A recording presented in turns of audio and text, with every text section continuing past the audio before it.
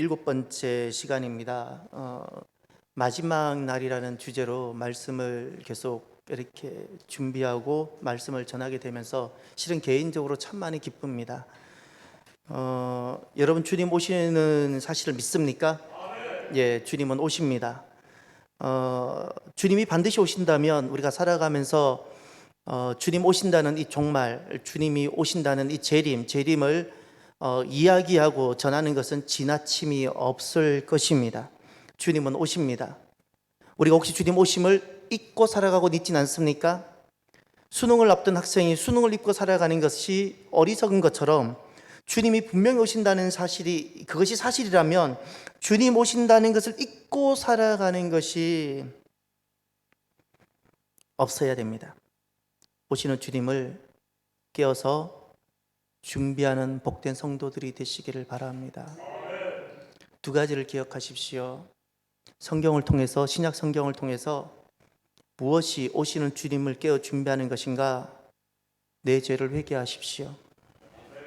지금까지는 이 맑은 눈을 가지고 남의 죄만, 남의 허물만 보고 살았다면, 정말 내가 오시는 주님을 준비하길 원한다면 내 죄를 보고 내가 주님 앞에 주님 보혈을 구하며 내 죄를 회개하십시오. 예, 죄를 회개하십시오. 또 하나, 주님 오심을 기다리십시오. 그런데 무엇이 기다리는 행동인가? 주님을 기다리는 신앙적 행동은 딱 세 가지입니다.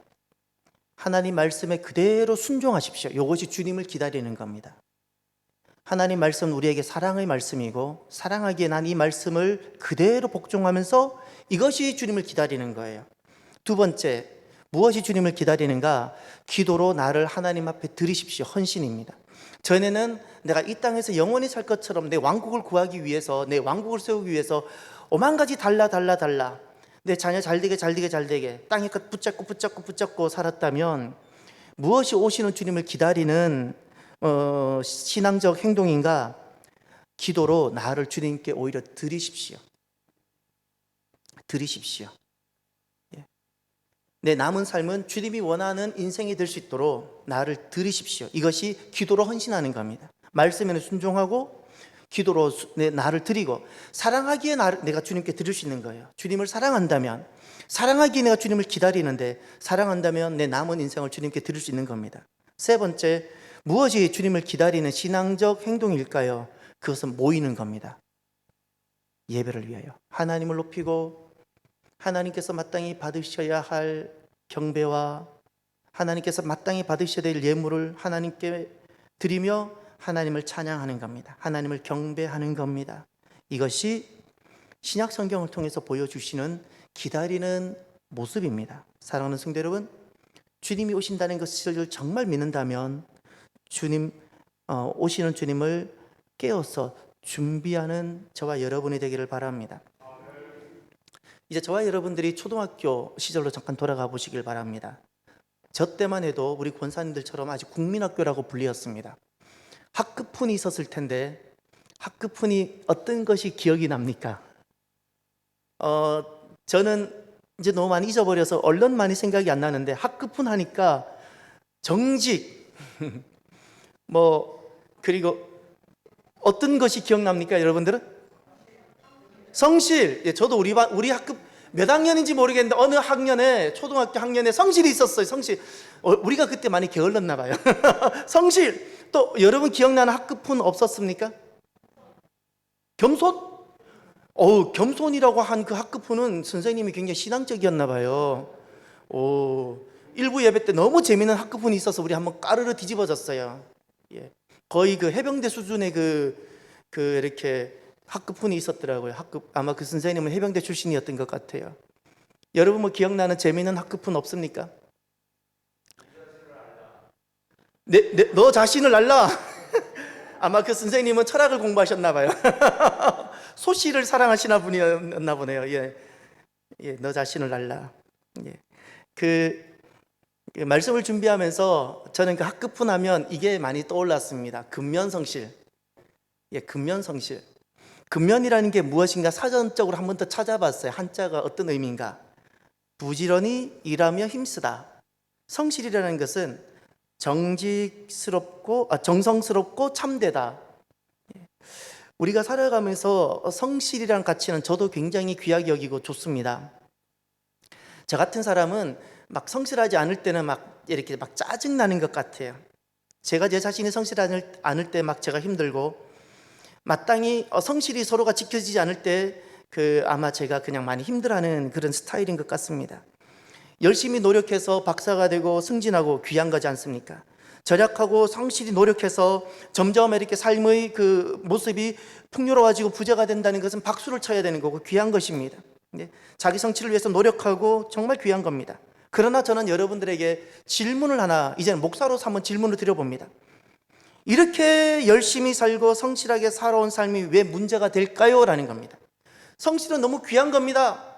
남들보다 덜 자고, 남들보다 덜 쓰면서, 남들보다 더 노력하고 열심히 해서 게으르지 아니하고 노력하는 것 삶은 칭찬받아 마땅한데, 제가 여러분들에게 목사로서 드리는 질문은 이렇게 열심히 살고 성실하게 살아오는 삶이 왜 문제가 되냐는 겁니다. 왜 문제가 될까요? 오늘 본문 말씀은 마태복음 24장 예수님의 그 종말 설교의 마지막 부분, 결론에 해당되는 말씀입니다. 결론에 해당되는 말씀, 마치 산상수훈 말씀 마태복음 5장부터 7장이 있는데 이 석장의 마지막 결론이 반석 위에 지은 집, 바로 그 말씀으로 산상수훈을 결론 지으셨던 것처럼 감람산에서 예수님께서 제자들을 불러서 마지막 때 일어날 그 종말에 대한 말씀을 하시면서 결론적으로 하셨던 말씀이 오늘 말씀입니다. 그러면 25장에도 종말 비유가 나오는데 25장에 세 가지 종말 비유, 열처녀 비유, 달란트 비유, 양과 염소의 비유는 어떤 관계일까요? 오늘 이 본문 말씀에 충성되고 지혜 있는 종을 다시금 한 번 더 설명한 말씀이에요. 그러면 종말 설교는 결국 오늘이 이 말씀이 너무나도 중요한 결론과 같은 말씀입니다. 오늘 본문을 돌아가 보세요. 오늘 본문 말씀을 보면 두 종류의 사람이 등장합니다. 두 종류의 사람, 이 두 종류의 사람이 25장에 열처녀의 비유에도 두 종류의 사람이 나오고 달란트 비유에도 결국 세 종류의 종이 나오지만 결국 두 종류고 양과 염소에서도 또 두 종류로 나누어집니다.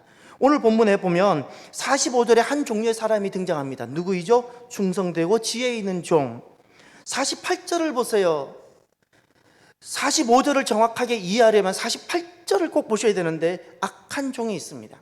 주님은 종말 설교를 마무리 지으시면서 우리에게 두 종류의 사람이 있다고 말씀하셨습니다. 오시는 주님, 재림의 왕으로 오신, 재림의 주로 오시는 우리 주님께서는 모든 사람이 단 두 종류로 다 나누어집니다. 한 사람은 충성되고 지혜에 있는 사람인가 하면 한 사람은 주님이 보실 때는 악한 사람이라는 겁니다. 악한 사람. 그러면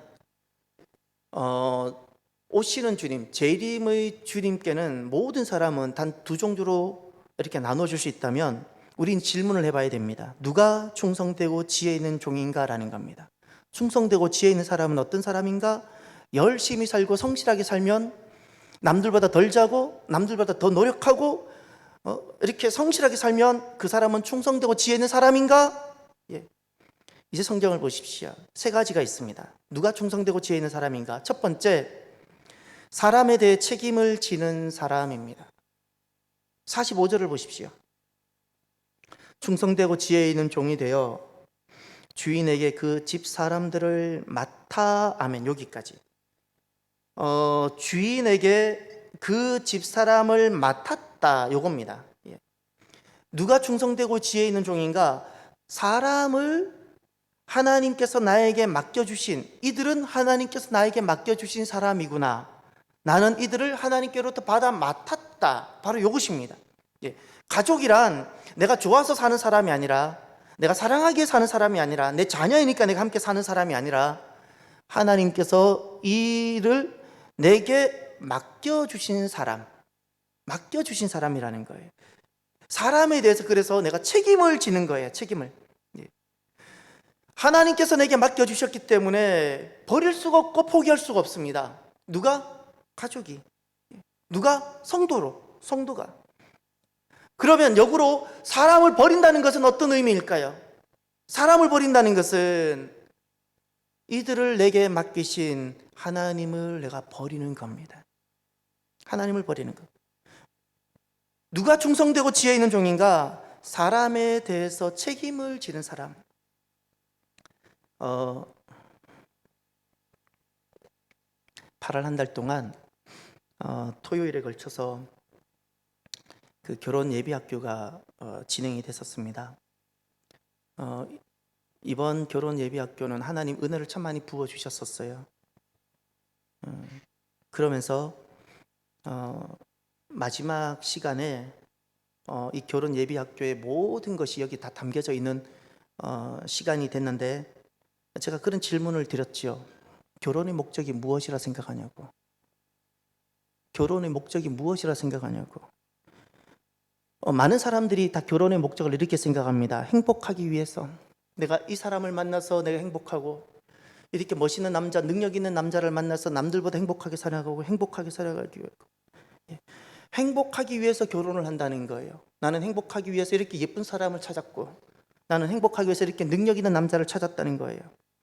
그래서 이 행복한 삶을 위해서 서로에게 많은 요구를 하고, 그래서 이 많은 요구를 서로 계약으로 맺으며, 이 공식적인 계약을 많은 하객들과 증인들이 있는 데서 결혼이라는 것을 공식적인 계약으로 서로 맺는 거예요. 계약으로.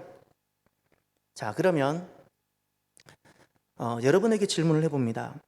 이렇게 계약에 기초한 결혼은 어떠할까요?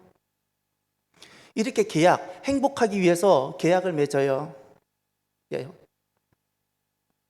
행복하기 위해서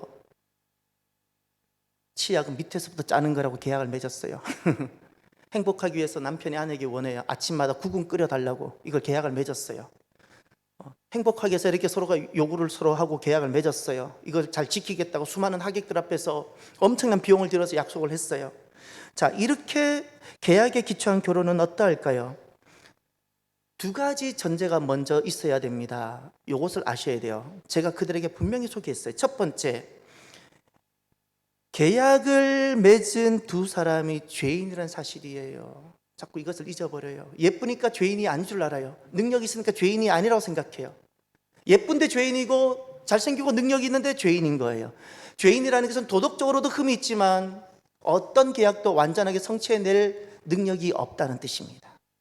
결함이라는 거예요. 결함. 예쁜데 결함이요, 잘났는데 결함이요, 계약을 맺는 두 당사자가 죄인이란 사실을 잊어버리고 살아요. 자, 이제 계약 결혼의 첫 번째가 계약을 맺는 두 사람이 흠이 많아요. 이것이 첫 번째 전제. 두 번째 전제가 또 있어요. 이제 계약이라는 것이 무엇인지를 아셔야 돼요. 계약이란 무엇일까? 계약이라는 것은 네 가지 구성을 가지고 있는데, 첫 번째가 일정 기간만 유효합니다. 계약이 깨어지면 더 이상 계약은 서로 지켜야 될 의무가 없어요. 일정 제한된 기간이에요. 두 번째, 특정 행동에 대해서만이에요. 새벽마다 국을 끓여라. 낮에는 안 끓여도 된다는 거예요. 새벽에만 끓이면 되는 거예요. 이게 계약이에요. 특정 행동이에요. 세 번째, 조건이 지켜져야 돼요. 저녁에 일찍 들어오기로 조건을 있었으면 이 조건이 지켜져야 아내가 새벽에 국을 끓이는 거예요. 저녁에 조건이, 아내의 조건은 10시까지 들어오라는 조건이었는데 남편이 그날은 저녁에 안 들어왔어요. 새벽에 국이 안 나가는 거예요. 조건이 끼어졌기 때문에. 조건이, 이게 계약 결혼이에요. 네 번째, 너무나도 중요한 계약의 결론이 무엇인가니 자기 유익이에요. 왜 아침에는 국을 끓여라, 치약은 밑에서부터 짜라, 음식 쓰레기는 남편 당신이 해라, 이건 왜 요구합니까? 내가 행복하기 위해서. 자기 유익이에요. 이것이 계약입니다. 자, 이제 다시 여러분들에게 질문 드려봅니다. 이런 계약에 기초한 결혼은 어떠할까요? 계약 당사자가 흠이 많은 사람들이고, 그리고 계약이라는 것은 이런 것인데, 이런 가운데 이런 계약에 기초해서 결혼하면 그 결혼은 어떠할까요? 스릴 아십니까? 스릴? 스릴을 즐기고 싶으면 계약 결혼을 하세요. 날마다 스릴이 넘칠 겁니다. 날마다 스릴이 넘칠 겁니다. 예? 긴장감. 예. 이 계약 결혼은, 계약에 기초한 결혼은 그래서 불평, 불만, 상처가 가득하고, 예, 이렇게 되어지는 거예요. 그래서 성경에서 말하는 결혼이 있습니다. 성경에서 말하는 결혼은 계약을 넘어선 언약이라 말씀합니다. 너무나도 중요한 개념입니다. 계약의 차원을 넘어서요, 흠이 많고 흠이 많은 두 사람의 약속이 아니에요. 계약을 넘어선 하나님과 맺는 언약이에요. 이제 성경에 최초로 등장하는 언약을 한번 보세요. 창세기 6장을 돌아가 보세요. 창세기 6장 18절. 창세기 6장 18절.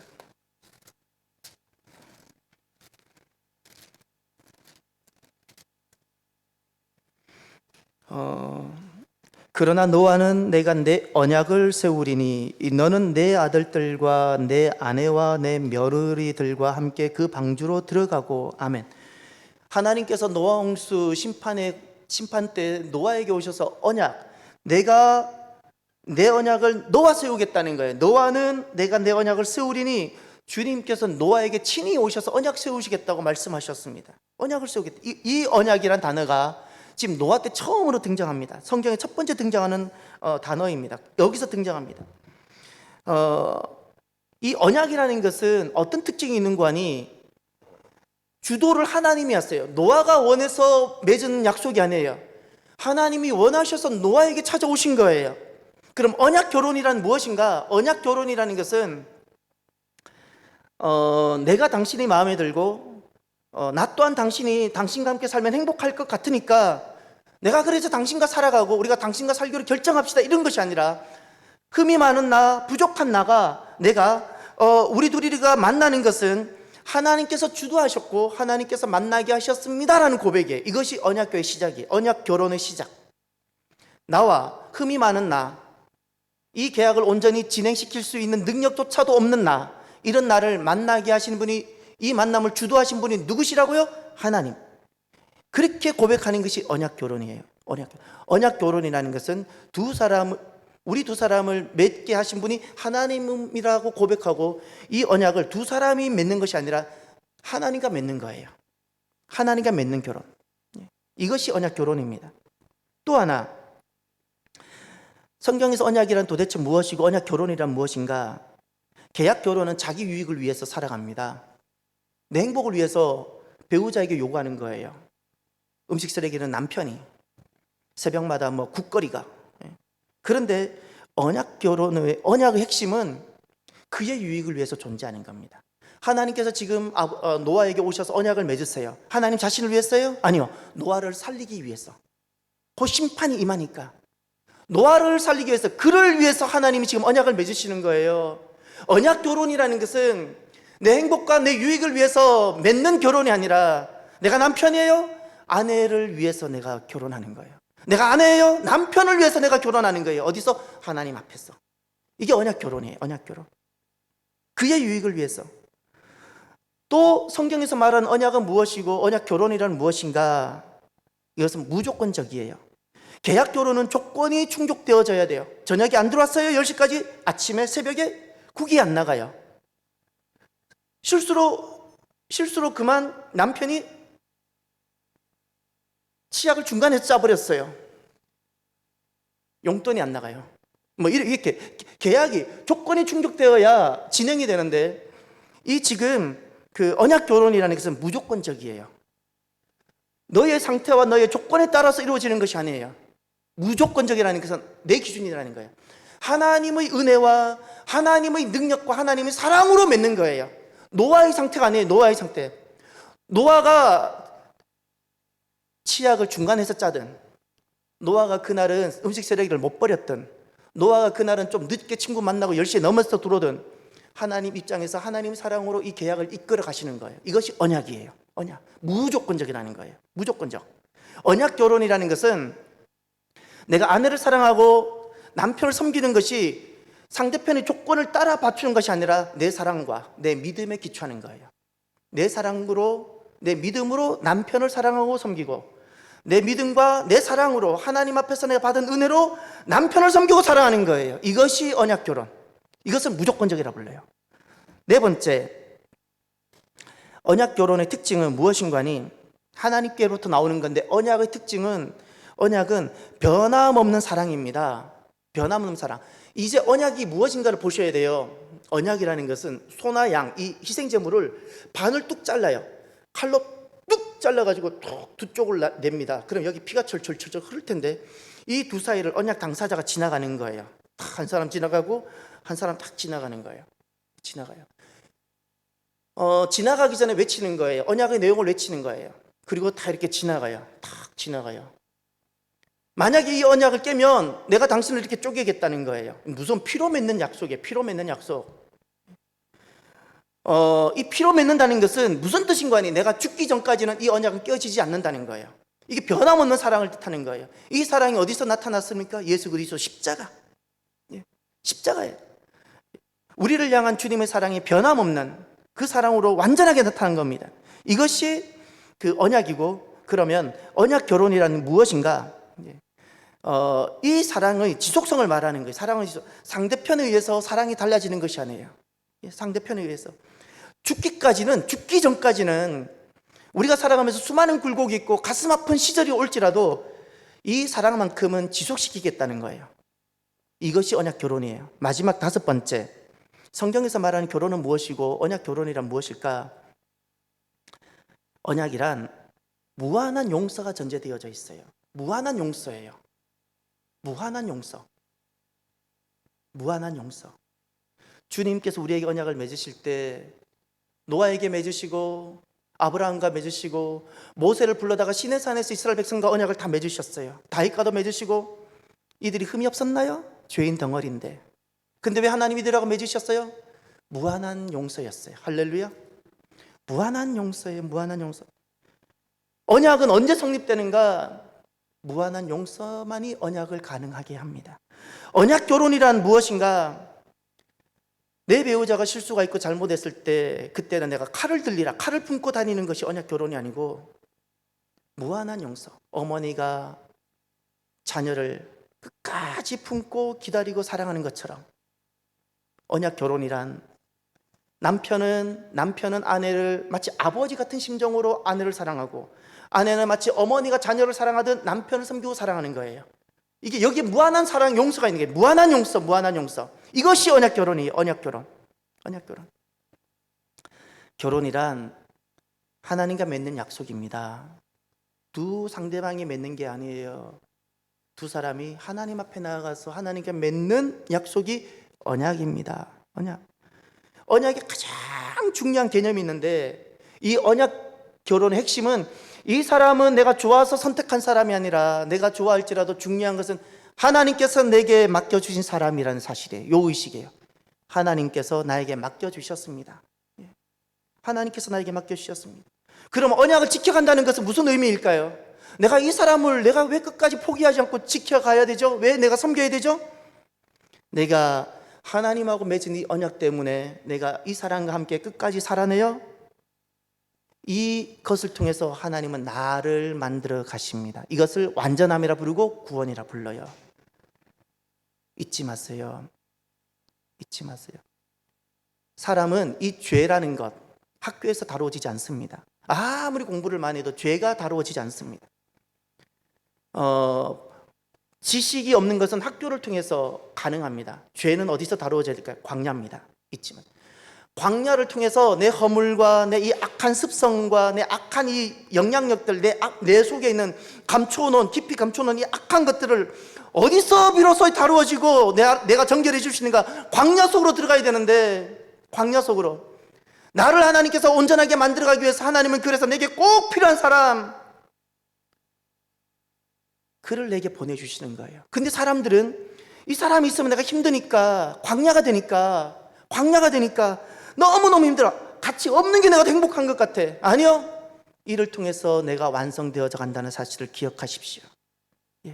이것이 언약 결혼입니다. 여기에 내 완전함이 있는 거예요. 왜죠?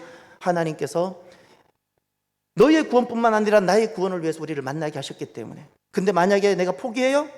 내 구원이 이루어지지 않습니다. 나의 완전함이 이루어지지 않는다는 거예요. 내가 광야를 버려버렸는데. 그래서 누가 충성되고 지혜 있는 사람인가? 하나님께서 이 사람은 내가 좋아서 만나는 사람이 아니라 하나님께서 내게 맡기신 사람이고, 사람에 대해서 책임을 지는 사람, 이 사람이 충성되고 지혜 있는 사람입니다. 두 번째, 누가 충성되고 지혜 있는 사람일까요? 맡겨진 이들의 구원을 위해서 사는 사람입니다. 45절을 보십시오.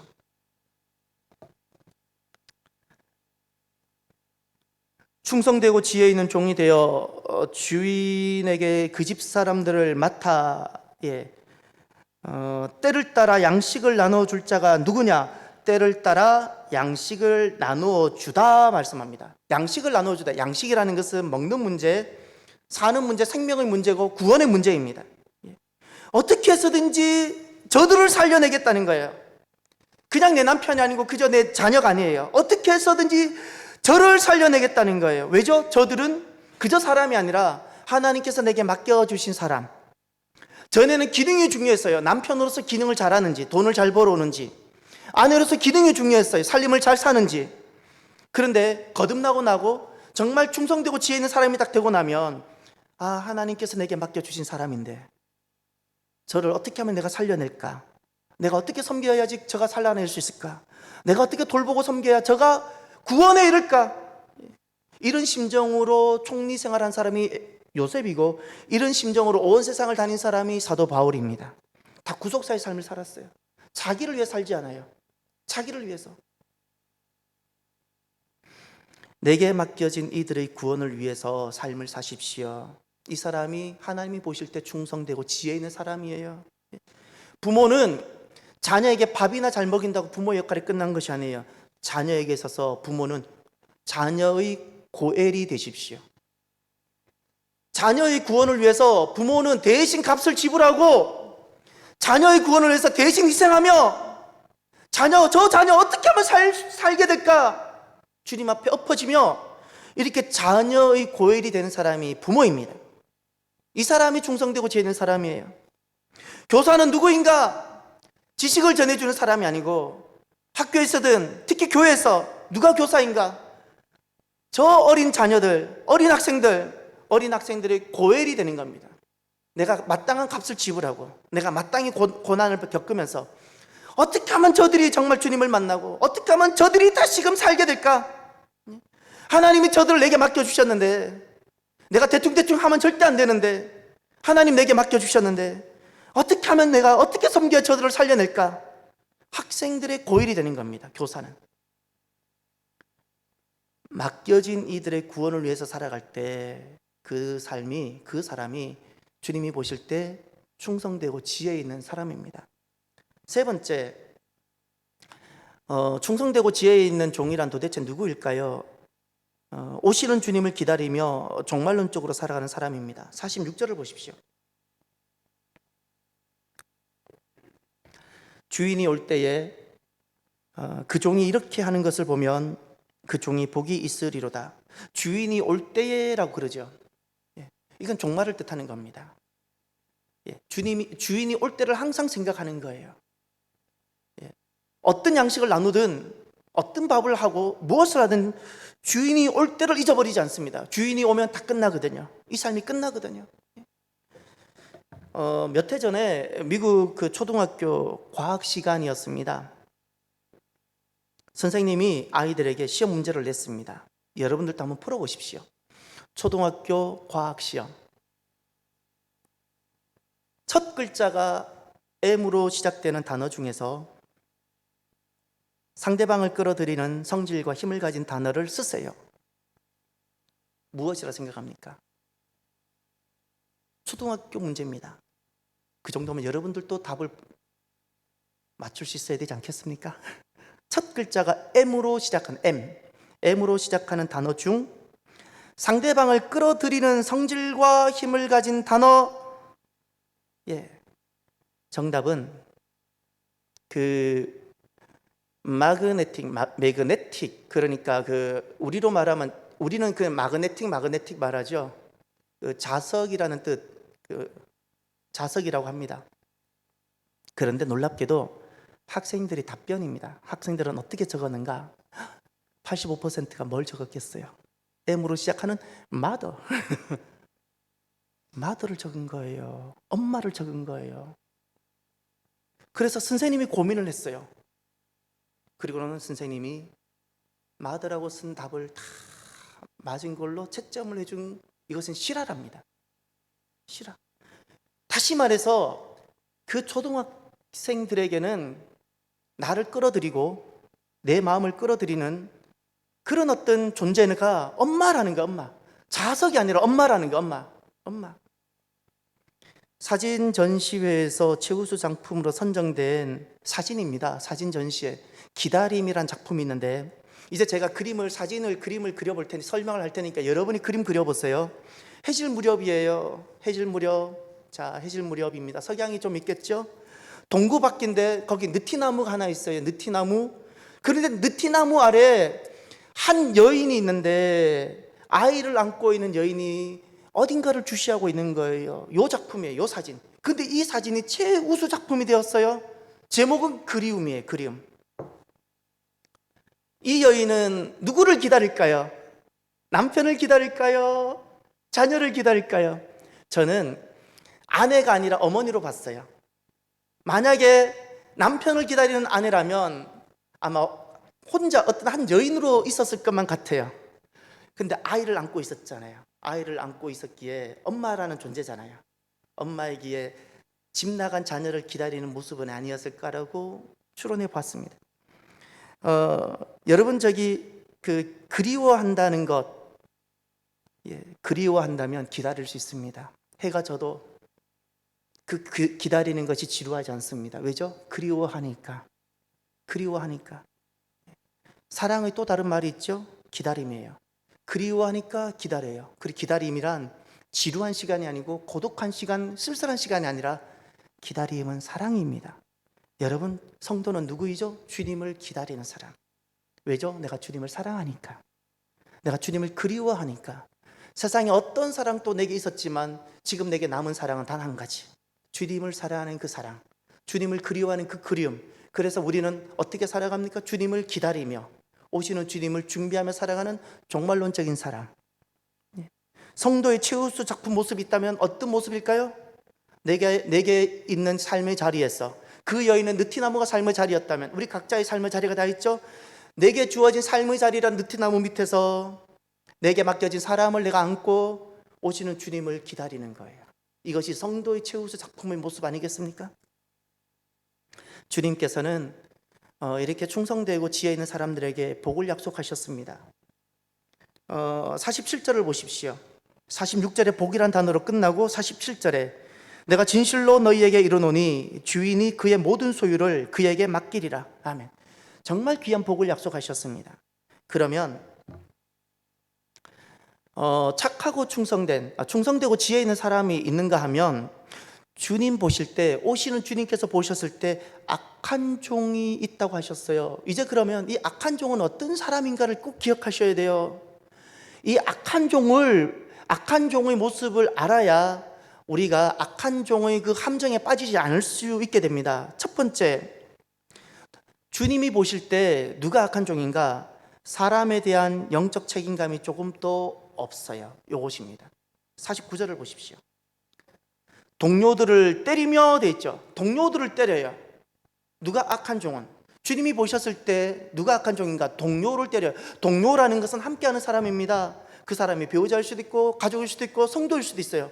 그런데 때린다라는 것은 어떤 폭력적인 부분이죠. 때린다라는 것은 단순히 폭력을 휘둘렀다는 뜻이 아닙니다.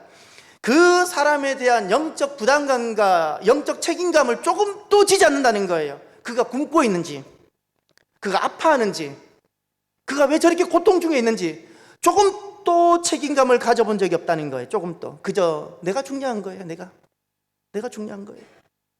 하나님이 보셨을 때 누가 악한 종일까? 그 사람에 대해서 영적 책임감을 조금 더 가져보지 않는 거예요. 너무나도 성실한데, 너무나도 열심히 살아가는데 내 옆에 있는 형제에 대해서 조금 더 신앙적 책임감을 가져보질 않아요. 그저 나 하나 잘 나오면 되는 거예요. 하나님 보실 때 악한 거예요. 두 번째, 오시는 주님께서 보셨을 때 악한 종의 모습이 있습니다. 또 49절을 보십시오. 동료들을 때리며, 그 다음 다 함께 읽습니다. 술 친구들과 더불어 먹고 마시게 되면, 술 친구죠? 이건 쾌락과 즐거움입니다. 더불어 먹고 마시다? 예. 즐겁게 잘 먹고 잘 살고 행복하게 사는 거예요. 이건 여러분 잘 먹고 잘 살고 행복하게 사는 건 많은 사람들이 원하는 겁니다. 그래서 결혼도 이것을 위해서 살아갑니다. 이것을 위해서 결혼도 합니다. 이것을 위해서 일도 합니다. 삶의 목적을 여기다 두었습니다. 잘 먹고 즐겁게 행복하게 사는 것. 그런데 주님께서 보셨을 때 악하다 말씀하셨어요. 악하다, 악하다. 세 번째, 주님이 보셨을 때 악한 종의 모습이 또 하나 있습니다. 48절 한번 보십시오. 48절. 제가 읽을 테니까 세 번째는 그 이유가 어디 있는가를 보세요. 이 세 번째가 첫 번째 사람에 대한 영적 책임감이 조금 더 없는 것과 두 번째 잘 먹고 즐겁게 사는 것, 이것에 대한 이유입니다. 이유입니다. 악한 종의 결론적인 모습입니다. 제가 48절을 읽을 테니까 찾아보십시오. 만일 그 악한 종이 마음에 생각하기를 주인이 더디 오리라 하여. 아멘. 오시는 주님이 보실 때 악한 종의 세 번째 모습은 무엇일까요? 사람에 대한 영적 책임감을 조금도 가지지 못한 채 그저 나 잘 먹고 잘 살고 즐겁게 행복하게 살아가는 삶의 목적 여기에 두는, 하나님 보셨을 때 악한 종이 되는 이유가 무엇입니까? 주인이 더디 오리라. 주인이 더디 오리라. 이건 종말이 생략된 겁니다. 종말을 생략한 채 살아가는 거예요. 그렇게 성실하게 살아가는데, 그렇게 근면하게 살아가는데, 남들보다 잠을 덜 자면서 노력하며 살아가는데 주인이 더디 오리라. 종말을 생략한 채 살아가요. 종말을 생략한 채. 여기 더디 오리다라는 단어가 무슨 단어인가 하니 헬라어로 크로니조라는 단어입니다. 헬라어로 크로니즈라는 것이 낯설고 어려운 단어일 텐데 이 단어를 여러분이 많이 들으셔서 알 겁니다. 크로노스. 우리가 흔히 말하는, 우리가 살아가는 시간을 말할 때 그 시간이 헬라어로 크로노스입니다. 10대 시간, 2021년 이런 건 다 크로노스입니다. 크로노스. 여러분이 몇 살입니까? 여러분의 나이를 생각하는 것, 지금이 코로나 시간이면 코로나를 생각하는 것, 이것이 다 크로노스예요. 지금 자녀가 태어났어요. 자녀가 태어나니까 살아가는 삶 다 크로노스예요. 크로노스. 직장이 새로 바뀌었어요. 너무 바빠요. 크로노스. 시집가고 장가 갔으니까 요즘 너무 바빠요. 다 크로노스. 크로노스의 핵심은, 크로노스에서 기초해서 살아가는 핵심은 종말이 지워진 거예요. 이 땅의 시간만 갖고 종말이 지워진 채 살아가요. 그래서 오늘 본문에 시간이 두 가지가 나옵니다. 48절에 크로노스예요. 그러나 또 하나 시간이 더 나오는데 45절을 보시면 45절에 시간이 나옵니다. 충성되고 지혜 있는 종이 되어 주인에게 그 집 사람들을 맡아 다 함께 때를 따라. 요 때가 헬라어로 보면 카이로스예요. 요 때가 카이로스예요.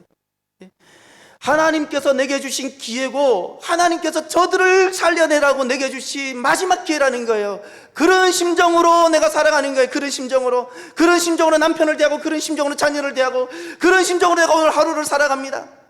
더디 오리라. 크로노스. 지금은 코로나니까 코로나에 맞춰서 살아가요. 지금은 내가 입시철이니까 입시철에 살아가요. 지금은 내가 직장이 너무 바쁘고 분주하니까 직장에 맞춰 살아가요. 다 주님이 더디 오리라. 크로노스로 살아가는 사람들 모습 주님이 보실 때 그렇게 성실하게 살아가요. 주님이 보실 때 그렇게, 세상에서 보면 그렇게 성실하게 살아가고 사람들이 볼 때 그렇게 칭찬할 만해도 주님이 보실 땐 그는 악한 사람입니다. 악한 사람. 왜죠? 핵심은 그거예요. 종말이 지워졌어요. 그래서 주님께서는 한 가지 예고를 하셨어요. 50절 51절을 보세요. 이렇게 종말을 지우고 사람에 대한 영적 책임감도 조금 더 가져보지 않은 채 그저 나 하나 잘 먹고 잘 살고 행복하게 살기 위해서 종말을 지운 채 살아가는 그 사람에 대해서 주님은 50절 51절 이렇게 말씀하셨습니다. 생각하지 않는 날, 알지 못하는 시각에 그 종의 주인이 이르러 51절 다 함께 엄히 때리고 외식하는 자가 받는 벌에 처하리니 거기서 슬피 울며 이를 갈리라. 심판을 말씀하시고, 벌이란 단어가 있죠. 벌. 충성되고 지혜 있는 종에게는 46절에 복을 말씀하셨고 악한 종에게는 벌을 말씀하셨어요. 거기 외식이라는 단어가 51절에 나오죠. 거기다 이렇게 꼭 적어놓았어요.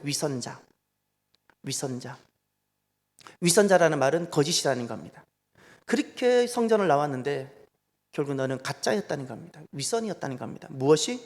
종말을 지운 채 사람에 대한 영적 책임감도 조금 더 가져보지 못한 채, 그의 구원을 위해서 내가 한 번도 희생해 보지 않은 채, 그저 내가 오늘 먹고 살며 내 즐거움을 위해서 술이나 먹고 살면서 이렇게 살아가는 이것이 다 너는 거짓된 신앙이라는 거예요. 거짓, 윗선이라는 거예요. 윗선.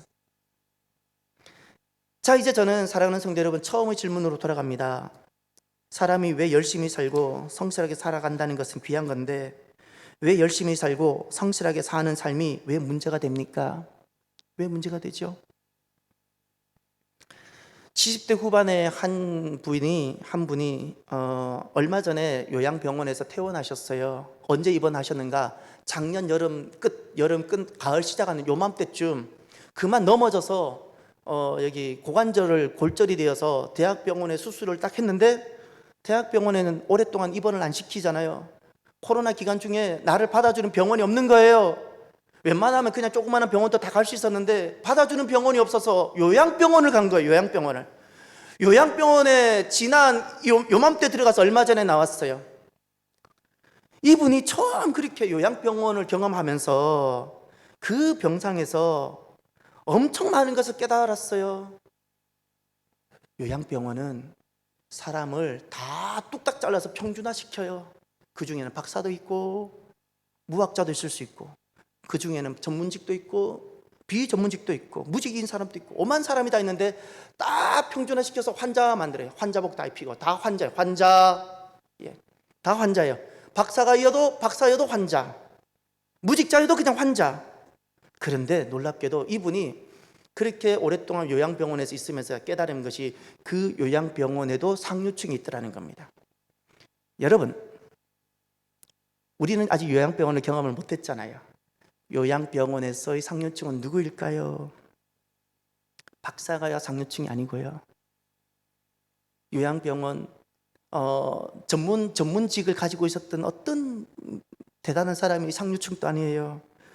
요양병원에서 상류층은 안부 전화가 많이 오는 사람. 안부 전화 몇 번 왔냐는 거예요. 밖에서 간식, 생필품, 먹을 거 많이 보내서 받는 사람이 1등이라는 거예요. 1등. 박사 필요 없다는 거예요. 이 사람이 부러움의 대상이라는 거예요. 이분의 옆에 할머니가 계셨는데 그 할머니는 현역에 계실 때 교장 선생님이었답니다. 지금 아들은 너무나도 부러운 고위 공무원이랍니다. 지금. 그런데 과일은커녕 안부 전화조차도 없어요. 교장이었으면 못해요. 아들이 고위 공무원이면 못해요. 안부 전화 하나 없는데. 요양병원이 주는 너무나도 중요한 교훈을 이분이 하나 깨달았어요. 요양병원에 갔더니 내 과거 직함, 교장이었든 고위공무원이었든 내 과거 직함이 화려했던 과거사가 다 부질없구나. 이걸 깨달았어요. 부질없구나. 여러분, 그날 되면 내 과거 직함, 과거의 화려함 다 부질없습니다. 그것은 통용되지 않습니다. 종말이 준비되고 있습니까? 여러분, 내가 열심히 사는 것 귀합니다. 성실히 사는 것 중요합니다. 그러나 마지막이 준비되고 있습니까? 마지막이. 요양병원에서 안부 전화 오는 것이 1등인 것처럼 그날 나팔 소리가 울리면 하늘에서 내게 전화가 와야 돼요. 하늘에서 내게 전화가 와야 된다고요. 이 사람 1등인 거 잊지 마세요. 이 땅에서 내가 어떤 직함을 가졌든, 내가 이 땅에서 살아가면서 어떤 화려함이 있었든 통용이 되지 않아요. 그래서 성실하게 살아가는 것에 문제가 생기는 거예요. 자녀를 위해서 그렇게 희생하며 살아가도 문제가 되는 거예요. 남들보다 먹지 않고 자지 않으면서 노력하면서 그렇게 세상에서 많은 것을 위해 살았지만 그 귀한 삶이 그래서 문제가 되는 거예요. 문제가 되는 것. 종말이 준비가 되지 않았어요. 종말이. 사랑하는 성도 여러분, 저와 여러분들이 주님이 보셨을 때 충성되고 지혜 있는 종말이 준비된 사람이 되기를 바랍니다. 그날에 요양병원에서는 안부 전화가 1등이었다면 그날에 나팔 소리가 울리면 내 이름이 불려지는 1등이 되기를 바랍니다. 1등이 되기를 바랍니다. 주님이 보셨을 때 충성되고 지혜 있는 사람은 이렇게 살아간다고 하셨어요.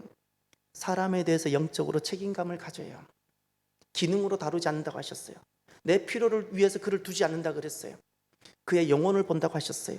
그리고 그의 두 번째, 그의 구원을 위해서 내가 살아간다고 하셨어요. 구속사의 삶을. 그뿐만 아니라 오시는 주님을 내가 사랑하기에 기다리는 삶을 산다고 하셨습니다. 저와 여러분들이 이렇게 충성되고 지혜 있는 복된 삶을 살아가는 우리들이 되기를 주의 이름으로 축원합니다. 기도